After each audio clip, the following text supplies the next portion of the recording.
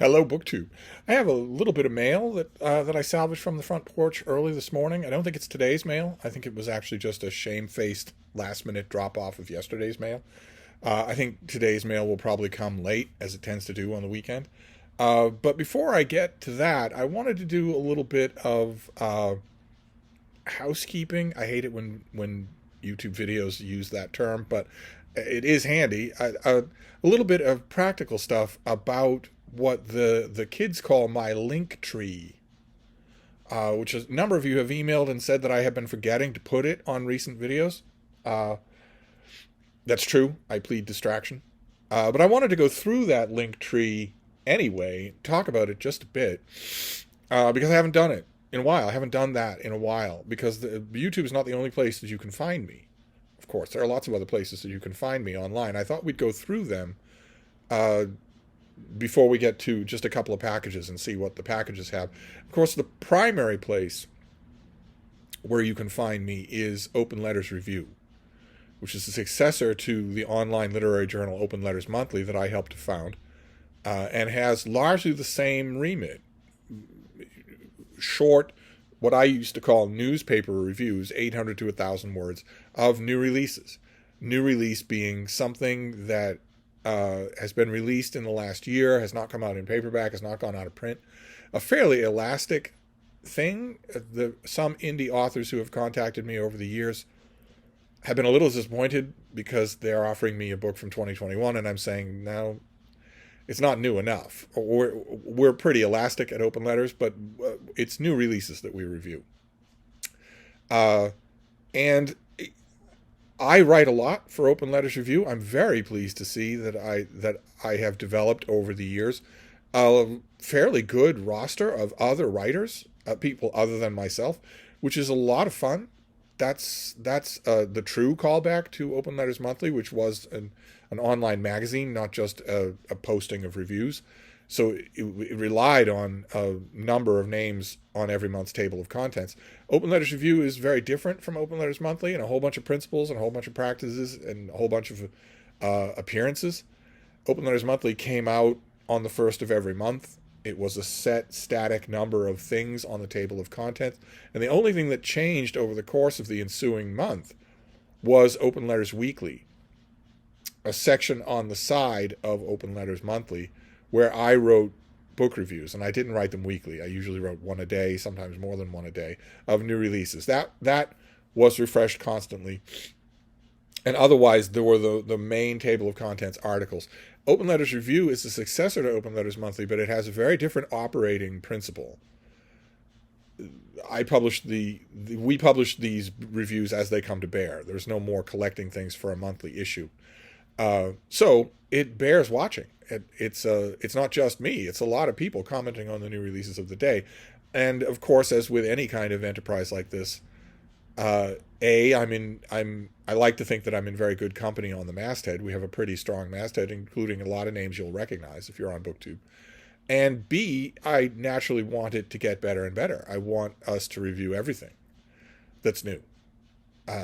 Sometimes every year there will be noticeable lacunae, things that are all over the major mainstream reviews, but that aren't mentioned at Open Letters. Usually, ironically, the place where a lot of those things get mentioned is in my year-end book list. On my old literary blog, Steve Reads, I do a year-end book list of the best and worst books of the year. I don't descend into the weeds to pick on the worst in subcategories, the 15 or 16 genres that are covered. There won't be a worst biography list or anything like that. There'll be a best biography list, but not a worst biography list. There won't be a worst mystery list or anything like that. But for the big four, what readers call the big four, best fiction and best nonfiction are accompanied by worst fiction and worst nonfiction, which makes it a bit of a rarity in terms of year-end lists. I've been doing those year-end Steve Reads lists forever and ever. In fact, for longer than it might look, because for a while there, I also did the Donahue Interregnum, where I did year-end Steve Reads lists for the years when I wasn't publishing book reviews, when I was in retail bookselling. So there's a lot out there. And you sometimes, because Open Letters Review is not quite so complete, major releases would only get mentioned there. And that brings me to 2 points. Obviously, my housekeeping is going to be a lot more chatty and digressive than most people's housekeeping is. Sorry about that. I'm assuming that you expected it. That brings me to 2 points. One is that I strongly encourage you to try your hand at joining our merry band at Open Letters Review. I strongly encourage you to try your hand at writing 800 to 1,000 word formal book reviews. If you read new releases, and keep in mind, you don't need any kind of special access. The new releases at your library will fall under the heading of the description that I just gave. They will not be yet out of print, and they will not yet be in paperback. That it will work perfectly. I am sure that if your library has a fairly good new release section, you can find a thing every week that qualifies and that no one is writing about at Open Letters Review. Or you could sign up for NetGalley. A number of people who review for Open Letters have tried that with no credentials whatsoever. There are plenty of publishers on NetGalley. It's a website that specializes in disseminating electronic galley copies of new releases. It's only to the publisher's benefit to do that. I don't know why more of them don't do it. But there are plenty of publishers on NetGalley who will send you an e-galley of a forthcoming release, even though you have no publication history whatsoever. A number of writers at Open Letters have got their foot in the door by doing that. And then they write book reviews, and then they have a foot in the door. Then they have a writing history. You can take that writing history and just keep going. Just keep writing book reviews to your heart's content for Open Letters Review. The door will always be open to you. Or you can take that batch of writing, that gets bigger with every review you write, and take it somewhere else. Pitch it to some other journal. Maybe you don't want to stay there either. Maybe you just want a string file of a dozen places where your work has appeared. Perfectly possible to do, either through your library, which costs you nothing, or through NetGalley, which costs you nothing except that you'll be e-reading. So that's one thing, is that I strongly encourage you to try that. So, but in terms of the link tree thing, so I don't wander too far afield, that list, that year-end list of Steve Reed's best and worst books of the year, that lived awkwardly and a little bit unnaturally on Open Letters Review for the last few years, until my financial advisor convinced me to create a Substack and revive my literary blog, Steve Reads, which I had for years and years. I had Steve Reads on Blogspot, I think, for years and years, before there was an Open Letters, before most of the people connected with Open Letters had ever thought about writing about books. I was part of that blogging culture back in the naughty oddies. And then Steve Reads largely laid fallow. I had Open Letters to do. I had freelance reviewing to do of my own. But as soon as my Chancellor of the Exchequer suggested it, I realized how badly I had missed Steve Reads. In fact, I think it had been gnawing at me a little bit beforehand, and I hadn't quite known what to do about it. I think I was even briefly considering going back to Blogspot or something like that. And then I was shown what Substack is like, and how easy it is, how intuitive it is, how very accessible and friendly it is, and I revived Steve Reads there, with a couple of wrinkles, with a couple of changes. Most of the things are not any different. It's still me writing at usually around 1,000 words a pop about whatever literary subject's on my mind. But it's for pay. There's something, I can't quite put my finger on it, but I bet a lot of you writers will agree. There is something strangely affirming about having some of your writing be done for pay, especially personal writing. All of my freelance writing is done for pay, and all of my freelance projects, writing and researching, are done for pay. But this isn't that. This is me. This is me myself. It's not an assignment at all. It's my own writing, and there's something extremely affirming about the fact that so many of you have done me the honor of signing up for a Substack. My Substack is $5 a month. There are no tiers. There are no nothing like that. It's just $5 a month. It's been absolutely wonderful to see that. It's been a real spur to my writing. It's felt really great to do. I don't usually do this on this channel, but the more of those kinds of readers that I have, the more subscribers to Substack, the more I feel like I'm reaching an audience. And that feels wonderful. I have that feeling anyway. All my other writing reaches an audience at one point or other, somewhere downstream. But this feels much more direct. So I will leave a link. I leave a link. I haven't been lately, but I will leave a link to that Substack. I have a great number of unpaid subscribers. Feel free to switch that to paid. And the reason why I'm making the segue here is because obviously I now have Steve reads again. So there is no reason whatsoever to run a year's best and worst list on Open Letters Review. I always felt awkward doing that anyway, because although it had the Steve Reads banner up on top, it still looked like I was speaking for Open Letters Review, and of course I'm not.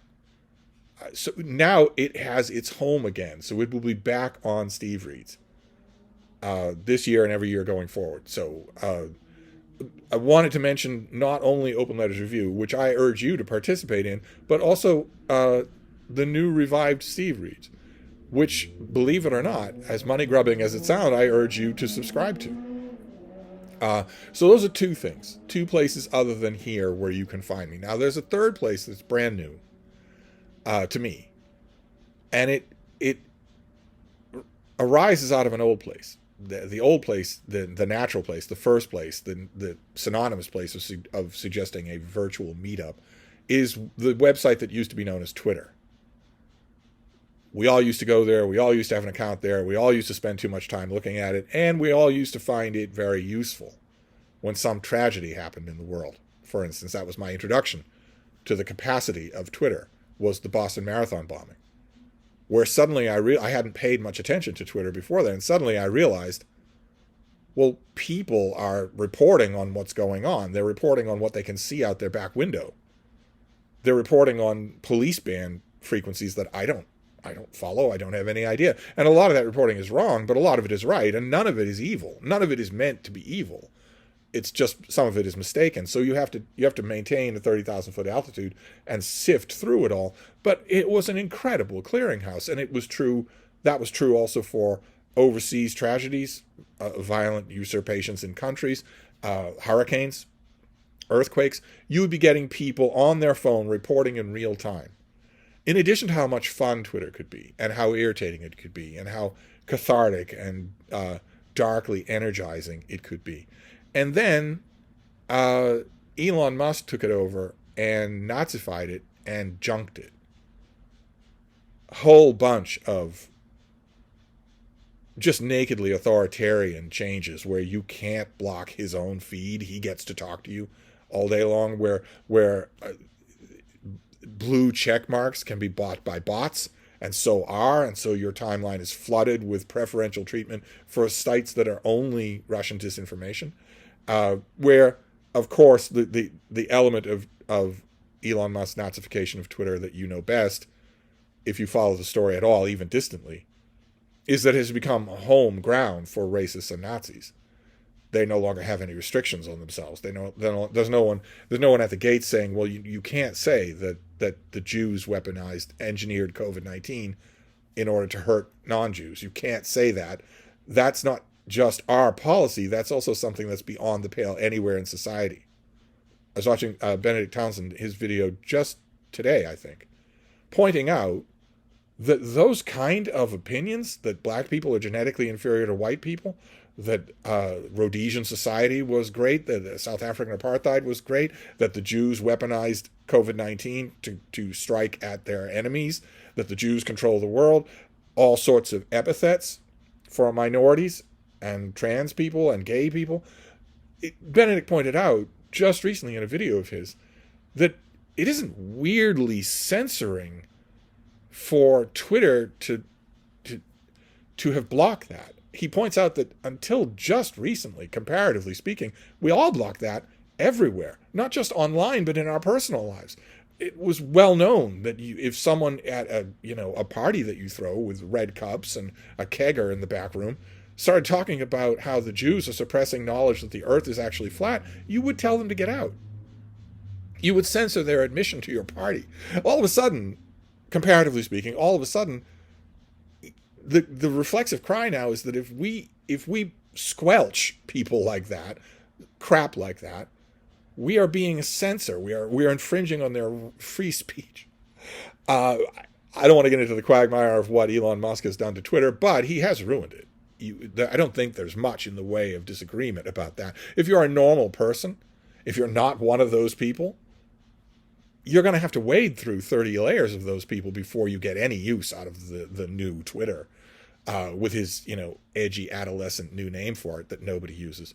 And so the third, I've forgotten because this is so digressive, another Linktree thing here, is that I don't use Twitter anymore.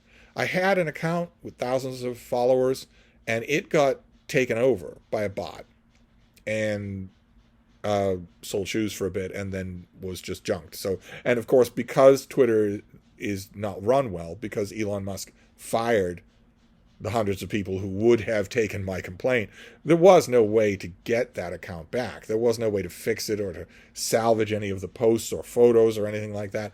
I had a backup Twitter account, and I've been largely not using that, and it hasn't been satisfying at all, because in order to use it, I have to be on Twitter, and it's a gross place to be.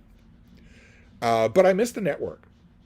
I miss the networking effect when it's done well. When it doesn't have to be perfect, but it shouldn't be a Nazi Bund rally. And of course, there are alternatives. And again, my financial advisor floated the idea of Blue Sky. Now, he originally did it to mock it, because he landed on the wrong page or the wrong sentiment or whatnot. And I agreed. I mean, any Twitter clone is going to have Twitter idiocies on it. But I went and looked around on Blue Sky. Anyway, I was just too curious. So I went and looked around, and it is a cleaner, brighter, normal place. It is what will remind a lot of people of what Twitter used to be. So I made an account on Blue Sky. It took me forever to do, because I'm not tech savvy, but I made an account, and I would love it if you would all go over there. If you are on Blue Sky, if you're not on Blue Sky, if you're still hanging on to Twitter out of some necrotic reflex, dump it. You'll feel better. But whether you dump it or not, and whether you may, if you feel inclined to go on Blue Sky, make an account and join me. I'll leave a link down below to where my account is. I think that I have 3 followers right now. And I follow a bunch of publishers and a bunch of things. My vision for Blue Sky, since I'm starting it from the ground up, I get the grandiosity of a vision, is to make it just intensely bookish. Comment on all sorts of new releases, comment on all sorts of old releases, all that sort of stuff. I'm viewing it not only as a break with the Nazification of the old Twitter, but also with a break with commenting on anything else. Just books and reading. I think that would be a lot of fun to do. I think I have missed that. I think I would really enjoy it. So I plan on doing that. Just intensely bookish content over on Blue Sky. And the one element of both the old Twitter and the new Twitter and Blue Sky that they all share in common is that it's a social media site. So the fact that I have 3 subscribers hurts. It not hurts me personally, but it hurts my reach. It makes me look like a bot. So the more of you want to go over there, and I will follow you. You can follow me, and we will just have this kind of bookish conversation that we have here, only over there. The element that will be missing will be Frida. But you have my Instagram for that. I have an Instagram account that is mostly pictures of Frida. So, and that's linked down below as well. That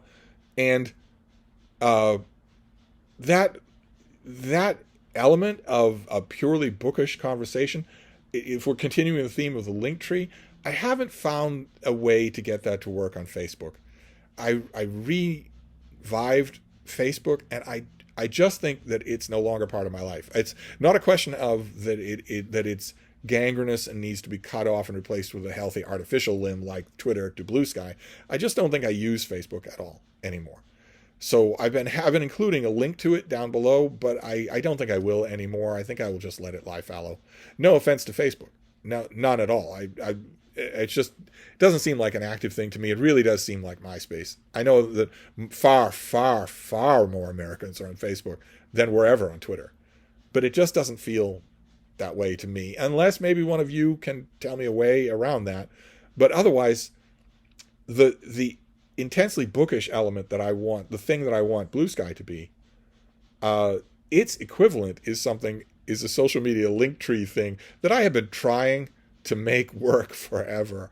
And I have never managed to do it. And unlike Facebook, I have not given up hope on it. Unlike Facebook, I think I am the problem with Goodreads. I have a Goodreads. A number of you have gone over there and followed me on it. Why? Tell me why it won't work. Goodreads should work better than anything for me. Goodreads is where all the readers are. Even if they're not happy with the site or some aspects of it, they're all there. And they have groups there and discussions there and all sorts of challenges there. And they follow each other actively there. Why doesn't Goodreads work? This is now going on 10 years that I've been lamenting about this on this channel without ever managing to make it work. So I include a link to Goodreads down below. I have a number of you have followed me on there, and I'm really happy about that. I just, once again, as the year ends, I am thinking, what am I doing wrong on Goodreads? Why is it not working for me in the way it works for so many readers? So I guess I'm ending the link tree part of the video with a couple of question marks. I think I'm largely going to abandon Facebook. I don't want to abandon Goodreads. Instead, with Goodreads, I want to figure out how to like it, how to embrace it. So that is the link tree portion here of the video. Ways for you to contact me that aren't here. There's Goodreads. There's Blue Sky. I would love it if we had a big conversational community over on Blue Sky. I would love that. There's YouTube, of course. There's Substack. Steve Reads, my revived book blog on Steve Reads. If I return in 2025, I think that Steve Reads is going to be extremely active.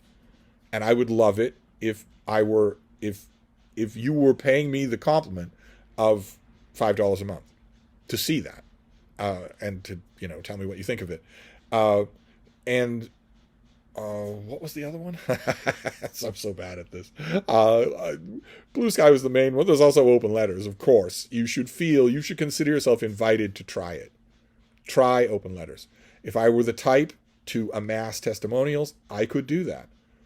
In the last few years, a number of you have tried Open Letters, and you have seen that it works. Feels utilitarian to say, but it does. No matter how you want it to work, it is a publication. You're on pretty good company, on a pretty strong masthead, and a number of you have seen that it can lead to blurbs. It can lead to your review getting blurbed by a publisher on a paperback down the line. That just happens. If your work is good and you're in good company, publishers will notice. Publicists will notice. But also there's a thrill of having your work out in the broader world, having it out in aggregator sites and the general conversation about a new book. So I'm not just singing the praises of a hypothetical. There are people out there on BookTube who can testify to the fact that it is a real thing and that you can try it with no experience whatsoever. I will help you. But anyway, those are the link tree things. The main two things there that I wanted to stress are Blue Sky. Go over to Blue Sky if you want, if you have an account or if you want to make one. It's very easy to make one. And follow me on Blue Sky so that we can have bookish conversations over there. And two is Substack. Steve Reads on Substack. It is, I shouldn't say curiously satisfying, because I've been a freelance writer forever and ever, for a long, long time. So it isn't really odd that being paid for my writing would be satisfying. I've talked long enough to induce Frida Yoga. What are you going to do, baby? Going to go over there? Yeah, you go. Now what are you going to do? Oh, goodness. Are you going to dig, or are you just going to lay down? She always goes over there and acts like she's never been there before. No, she's just going to curl up in a ball. What I was saying was, I shouldn't say that it's odd that it's satisfying to be paid to write, but to be paid by friends because they want to read your stuff, that is great. And if there are a number of people who have signed up for a free subscription on Steve Reads, I don't quite understand that. I think you're only getting a tiny fraction of every article. But in my dreams, I imagine what it would be like if the people who have signed up, all the people who signed up for a free subscription, switched it to paid. What an amazing thing that would be. It would completely free me from working 9 to 5 at the box factory. And it would also, it's not a question really of the money. It's a question of people. It's a vote of confidence. It's a vote of interest. That's what it is, mainly, not really a paycheck. But anyway, so Blue Sky and Substack, and now we can move on to the mail at 25 minutes. There's only a couple of packages, so they won't delay us long here.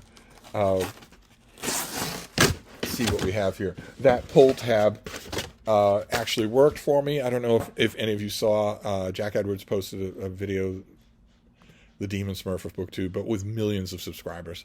He posted a mail haul, a book mail haul video of his own just today. And when he was holding up some of those cardboard things, he was just expecting that the pull tab would work. Hilariously, it was not. He has really good comic timing, so he would just hope that the pull tab would work, and it just wouldn't work over and over again. And boy, oh boy, you'll see in his mail haul what book swag is like. I'm just a working book critic, so I just get books in the mail. I hardly ever get swag, but it's out there. For the celebrities, it's out there. Big decorative boxes with all sorts of add-on stuff. Quite nice to see how the other half lives. Oh, okay. All right. Well, this is not something that's going to end up with Jack Edwards. So this is by Richard Callis, and it is the discovery of Ottoman Greece. Knowledge, Encounter, and Belief in the Mediterranean World of Martin Crusius. So very much an academic specialized text. Let's see what we have here. I don't know how many of you this is gonna interest. In the late 16th century, a German Lutheran scholar named Martin Crusius compiled an exceptionally rich record of Greek life under Ottoman rule. Although he never left his home in the university town of Teubingen, Crusius spent decades annotating books and manuscripts, corresponding with the Greek Orthodox Patriarch, and interviewing Greek Orthodox alms seekers. Ultimately, he gathered his research into a seminal work called the Turco-Graecia, which served for centuries as Europe's foremost source on Ottoman Greece. Yet, as the author of this book reveals, his massive and largely untapped archive has much more to tell us about how early modern Europeans negotiated cultural and religious differences. Good Lord. This is all terra incognita to me. I've never read that book. In particular, Crusius's work illuminates Western European views on the religious other within Christianity, the Greek Orthodox Christians living under Ottoman rule, a group both familiar and foreign.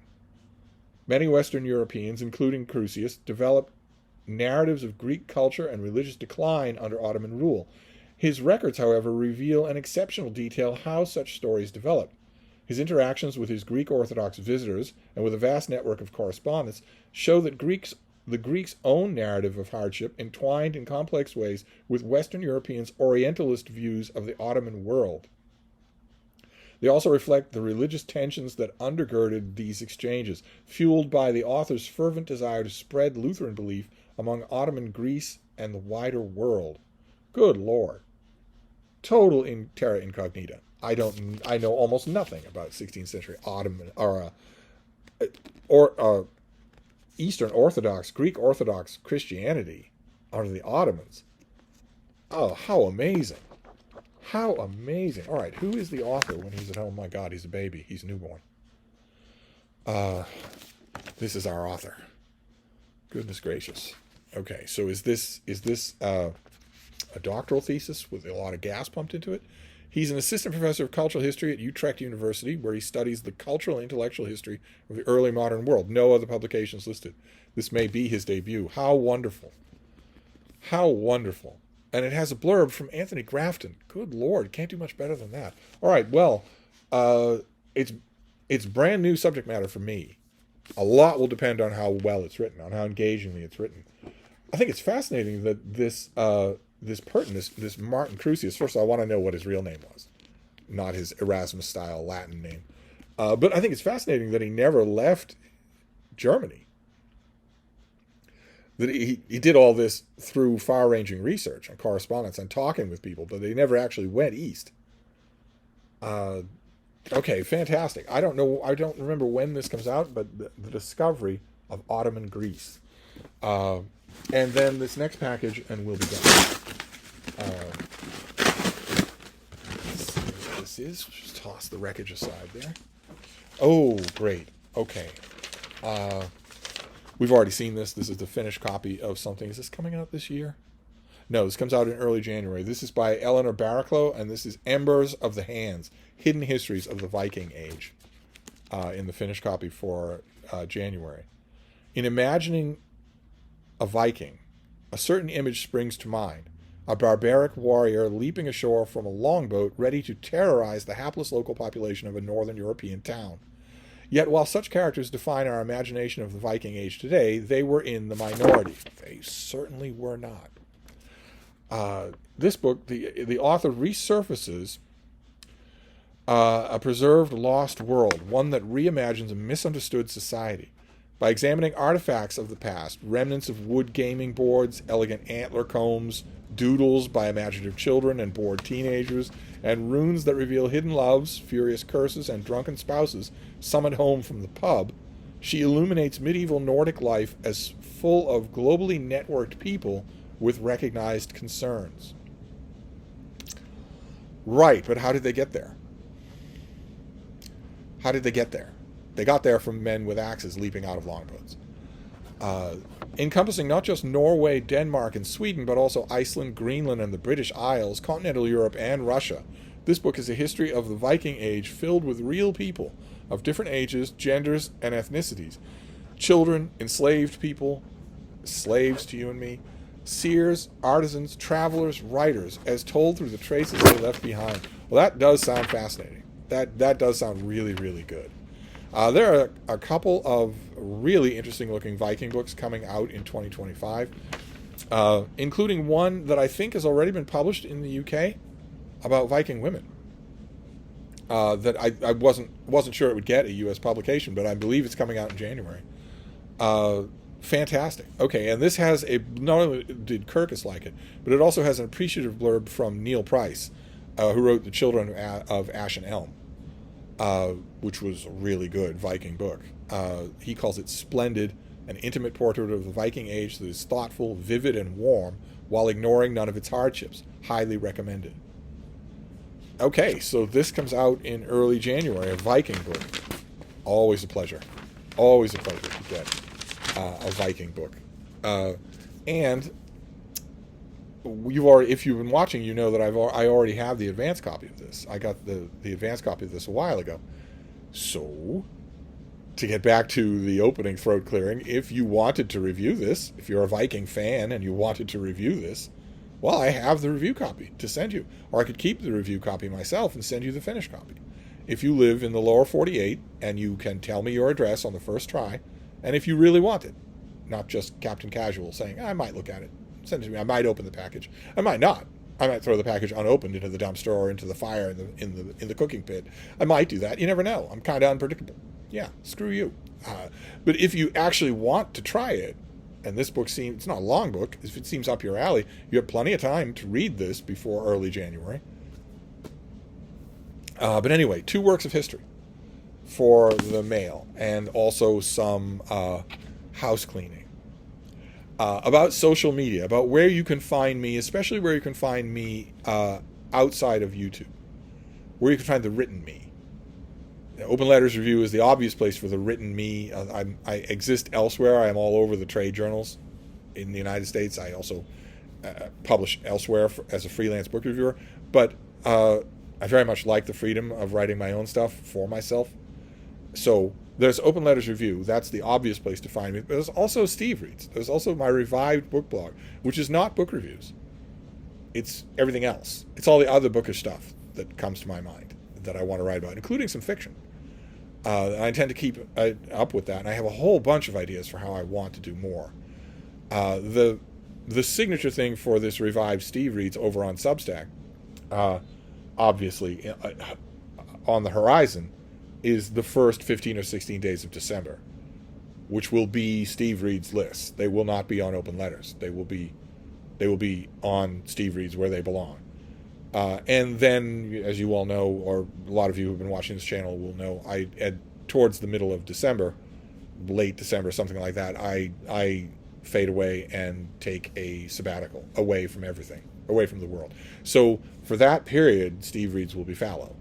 But it will end on a rousing note. It will end on those year-end lists. So there's that, and there's also Blue Sky, where I want you to go over and follow me. I'll follow you back, but I want you to go over and follow me so that I can have the clout that the kids care about so much. It's no publisher's going to care if I talk about their latest release if I have 3 followers. Especially if one of those followers is David Murphy. That's like a demerit.